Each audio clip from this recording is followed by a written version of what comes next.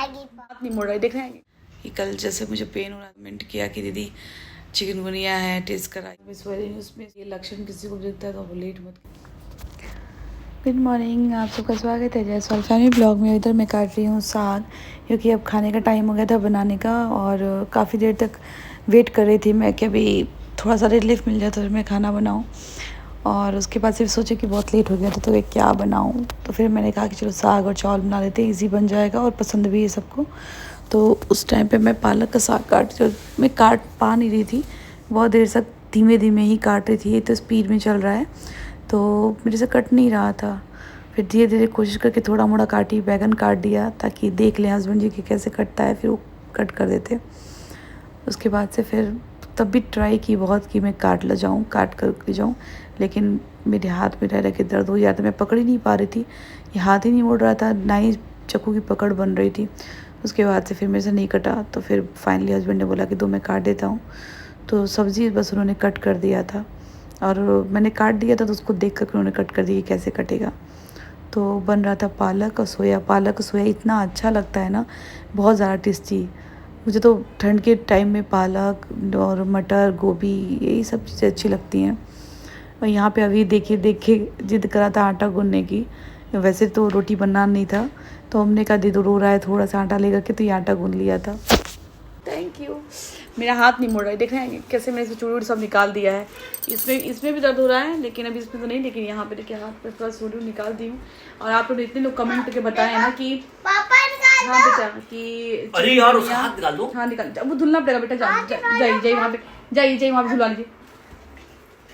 तो आप लोगों ने इतने लोग कमेंट किया है ना चिकनगुनिया का, तो हस्बैंड भी जब देखें तो कहें कि डेंगू का डाउट। अब देखते हैं कल क्या होता है, जाएंगे टेस्ट कराएंगे क्या निकल रहा है। लेकिन मेरी आंख भी लाल है तो मेरे को शक हुआ है, क्योंकि आंख भी लाल है और शरीर में जितना भी जोड़ है और गांठ है ना वो दर्द कर रहा है। तो मुझे लग रहा कि मच्छर कहीं से काटा है, अब कुछ अब कल पता चलेगा।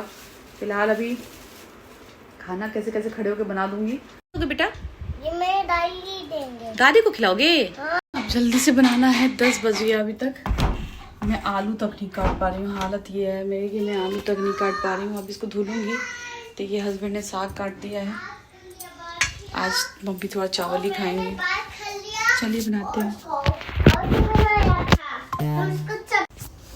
तो आज सब लोग लगे हुए थे हेल्प में, और यहाँ मैं साग जो है ना इसमें धुल रही थी, क्योंकि वो किसी ऐसे बर्तन में धुलने पे ना सारा नीचे गिर जाता है। इसमें धुलते हैं तो सारा जो उसका, वैसे तो गंदगी होता नहीं है, गांव वाले साग में बहुत गंदगी होता था, मिट्टी मिट्टी लगा रहा था। अब यहाँ तो सब साफ़ करके ही बेचते हैं मार्केट में। और यहाँ पे प्रणव मेरे साथ हमेशा लगा रहता है, मैं खड़ी भी नहीं हो पा रही थी सही से, तो बेटा थोड़ा हेल्प कर रहा था। तो सच बोलूँगी तो सब ने थोड़ा थोड़ा हेल्प किया कुछ ना कुछ। और यहाँ पे प्रणव है, तो प्रणव अभी को पता नहीं क्या कुछ लिया हुआ था, तो उसका हाथ आटा गूंद रहा था, तो उसकी सफाई कर रहा था कि इसका हाथ गंदा हो गया था। और मुझे ना बैगन इसका जब साग बनाती हूँ ना तो मेथी का तड़का देके बनाती हूँ, मुझे बड़ा अच्छा लगता है। अब सोचिए मैं ये उठा के डाल भी नहीं पा रही थी कि मेरे से ऐसा हो रहा था, तो मैंने प्रणव से बोला प्रणव डाल दो इसमें ताकि मैं इसको धुल दूँ। ये हालत थी, ये भगवान। लेकिन कि मेरा बेटा बहुत समझदार है, बहुत ज़्यादा हेल्प कर देता है मेरी अगर मैं काम करती हूँ तो। ये जानता है मम्मी की तबीयत ख़राब है, कैसे करेंगी, नहीं उठ रहा था, तो यहाँ मैं साग को किसी तरीके से धुले। और वैसे पहले जब छोड़े थे ना तो मैं साग धुलने से बड़ा घबराती थी, क्योंकि ना बड़ी गंदगी होती थी, उसको इतना धुलना पड़ता था। बट यहाँ का जो साग है ना ज़्यादा नहीं धुलना पड़ता है, मतलब 1-2 से 3 बार में ही ना वॉश हो जाता है अच्छे से। तो यहाँ में ये साग जो है आलू सब एक साथ ही धुल के डालना था मुझे, अलग अलग मैं नहीं डालती, सब कुछ एक में डालते तो एक साथ सब गल जाता है। यहाँ कढ़ाई रख दिया था और इसमें मैं मेथी का तड़का दूँगी। तो अभी मैं मिर्च काट ही रही थी, तब तक आ गए हस्बैंड जी, और अब हस्बैंड जी आ गए तो यहाँ पे लगे बताने, नहीं ऐसे कर दो वैसे कर दो, कि इनको तेल में ना जो लहसुन है बिल्कुल एकदम सुनहरा ब्राउन हो जाना चाहिए, क्रिस्पी टाइप का, तभी अच्छा लगता है इनको। और मुझे आलू की भुजिया में अच्छा लगता है कि वो लहसुन जो है ना वो एकदम बिल्कुल क्रिस्पी हो जाना चाहिए। और तेल वेल कम पड़ रहा था क्योंकि मम्मी को खाना था, तो तेल भी कम यूज़ करना था। और यहाँ पे अब हस्बैंड जी देखिए क्या करेंगे, साथ में आके अभी लगेंगे साथ में भी खड़े हुए करवाने। देख रहे थे ना कि बहुत दर्द था मुझे, तो क्या करेगी, तो साथ साथ में सब्जी का वो कराए और लगे बताने कैसे करो कैसे करो। जब मूड होता है ना तो किचन में आके खड़े हो जाएंगे, हेल्प कराने लगेंगे। अब देखिए खुद ही डालने लगे थे। और मैं ऐसे हिल रही थी ना, मैं हमेशा हिलती रहती हूँ क्योंकि मैं खड़ी रहती हूँ तो लगता है देर हो रहा है, देर हो रहा है, देर हो रहा है। हिलती रहती हूँ तो लगता है नहीं जल्दी चल रहा है, जल्दी चल रहा है। हिलने से जल्दी होता थोड़ी ये काम, लेकिन मेरी को तसल्ली मिलती है। मैं पता है बोल भी नहीं पा रही थी, कल बोल रही थी तो मेरी जुबान लड़खड़ा रही थी। अब पता नहीं क्या टेस्ट निकलता, देखते क्या क्या टेस्ट में आता है।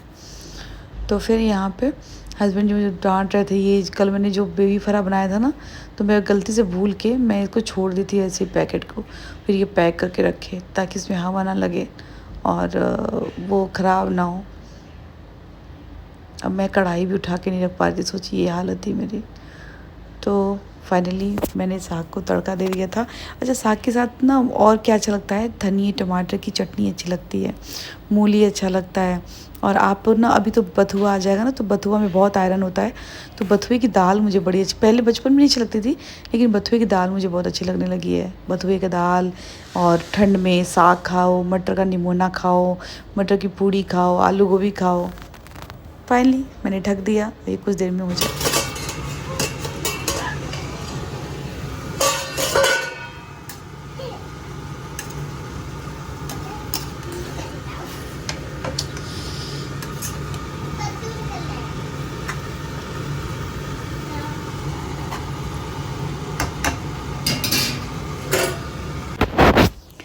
यहाँ हो गई है सुबह, और मैं सुबह सुबह उठ के तैयार हो गई थी क्योंकि जाना था हॉस्पिटल। तो बस सब लोग निकल रहे थे क्योंकि दर्द बढ़ गया था, जो जो ज्वाइंट बचे थे वहाँ भी दर्द शुरू हो गया था, और चक्कर वोमिटिंग टाइप का भी आने लगा था। फिर लेट नहीं किए, अब हम लोग बस वेट करते हस्बैंड जी के नहाने का। वो नहा रहे थे और घबराहट टाइप का भी मुझे हो रहा था, पता नहीं क्यों बेचैनी। तक मुझे पता नहीं था कि क्या है क्या नहीं है। तो यहाँ जैसे ही निकले हम, तब तक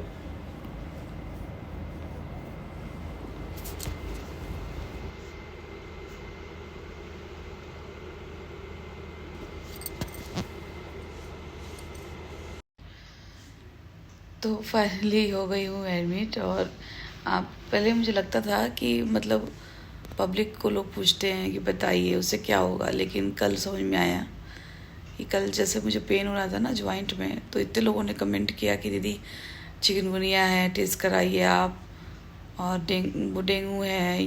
बहुत से लोगों ने, बहुत मतलब 60% कमेंट यही था। मुझे लगा ऐसा थोड़ी कुछ होगा, ऐसा कुछ नहीं होगा। तो फिर बाद में जो ज्वाइंट का दर्द है, मुझे पहली बार ऐसा हुआ है ना कि मुझे नहीं पता था कि होगा, लेकिन जब पूरे ज्वाइंट में दर्द होने लगा ना, तब मुझे भी डाउट होने लगा कि ऐसा क्या है कि पूरे ज्वाइंट में दर्द हो रहा है मुझे। क्योंकि इस पे हाथ में स्वेलिंग, उसमें स्वेलिंग, फिर रीढ़ की हड्डी में दर्द, फिर कंधे में दर्द। तो अब फीवर था नहीं तो पता ही नहीं चल रहा था। फीवर था परसों नरसों, तो दवाई खा ली ठीक हो गया। मुझे लगा हो सकता है थकान हो, तब बैठ गए थे पूजा पे तो उससे दर्द होगा, लेकिन भाई सही बात है, और किसी को भी इसमें मौसम चल रहा है वो तो तुरंत आप लेट मत कीजिए। तो अभी टेस्ट हुआ है, डॉक्टर सभी सिम्टम बताया ना कि उसका डेंगू का, टेस्ट में भी आया नहीं है। अभी टेस्ट हुआ है, अभी देखते क्या आता है, जैसा आएगा ऐसा बताएंगे। अगर ये लक्षण किसी को भी दिखता है तो आप लेट मत कीजिएगा। अब भाई हम लोग ब्लॉगर हैं तो हम लोग सब शेयर करेंगे ही। जब हंसी दिखाते हैं तो फिर जो भी पड़ेगा वो दिखाएंगे ही। काम है हमारा भी, हमारी ड्यूटी है, एक तरीके से मेरा काम है। हाथ में दर्द था भाई, अब भी जान गई ना, अब कभी लापरवाही इस तरीके से नहीं होगी। रात भर नींद नहीं आ रही थी मुझे, एकदम दर्द से, तकलीफ से, पूरा पीठ के नीचे दर्द हो रहा था, गर्दन में भी दर्द हो रहा था। एक तो मेरा नस इतना पतला है कि इंजेक्शन ही नहीं मिलता है, बच्चों वाला लगता है मुझे, जल्दी मिलता ही नहीं है कहीं भी। कई बार डालने पे तो निकलता है ब्लड, और ये बचपन से ही प्रॉब्लम थी मुझे, कभी भी नहीं निकलता था। जब छोटी थी ना तो पापा एडमिट कराते थे जब भी, तो पापा को सब कुछ पता रहता था। तो मैं सोचती थी कि पता नहीं कब जब शादी की बात हुई तो मुझे पता नहीं कैसे क्या होगा, कौन देखेगा, कौन समझेगा दर्द को। लेकिन अब वही चीज़ हस्बैंड भी जान गए हैं, तो खैर नहीं जानते हैं तो अभी भी जान चुके हैं। मतलब जैसे मेरे पापा सब कुछ देखते थे ना, तो ऐसे ही अब इनके जैसे पापा को तबीयत खराब होती थी तो पापा कुछ भी दवाई देते थे ना तो ट्रस्ट पे खा लेती थी कि नहीं पापा जो देंगे सही देंगे। अब ये इनके पे हो गया है, जो हो गया है नहीं दे देंगे जो ठीक हो जाएगा, इस तरह ट्रस्ट हो गया है। इसी बहाने दुबली हो जाऊंगा। और कब? अरे देखिए आ गए। अब फिर लगाएंगे क्या? मैम चेंज अभी करेंगे। आपकी डाइट नहीं मंगा रहे हैं क्योंकि आपका भी अल्ट्रासाउंड होगा, हम्म, तो अभी कुछ लेना मत। और पानी ये क्या पीना है? ये ठंडा। इंजेक्शन है फिर लगाएंगे क्या? उसमें। अच्छा उसमें लगाएंगे। हाँ आप इसमें नहीं अपने डाल। खाना मंगा लो ना अपना। हाँ आप अपना मंगा सकते हैं, मैम दिखा के लिए दिखा खा नहीं। सकते हैं। मैम के लिए नहीं। हाँ दिखा दिखा खा सकते हैं। मैं दुनिया भर की चीज ढूंढ रहा था, कुछ मिल नहीं रहा था, तो ये बढ़िया दिख गया। इसमें टुडेज स्पेशल था ये। मैंने चल टुडेज स्पेशल बनाते हैं आज।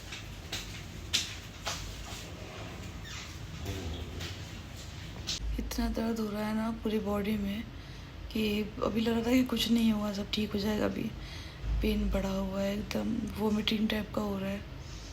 इसमें सब लोग भैया अलर्ट रहिए, क्योंकि कब क्या हो जाए किसको। इसलिए कहते हैं यार ज़िंदगी कोई ठिकाना नहीं, कब किसको क्या हो जाए। खैर डेंगू है, ठीक हो जाएगा। लेकिन अब इस ब्लॉग को करती हूँ मैं यहीं पे एंड। देखिए मेरा काम है, मुझे करना ही है। मिलती हूँ आपको, और जल्दी प्रे कीजिएगा सब लोग कि जल्दी से ठीक हो जाऊँ, घर जाऊँ। घर पे मम्मी है, बच्चे हैं, क्या बोलूँ मैं। चलिए अपना ख्याल रखिएगा आप लोग भी, और मुझे भी ढेर सारा आशीर्वाद दीजिएगा। जल्दी से ठीक हो गई, जल्दी घर जाऊँ बच्चों के साथ।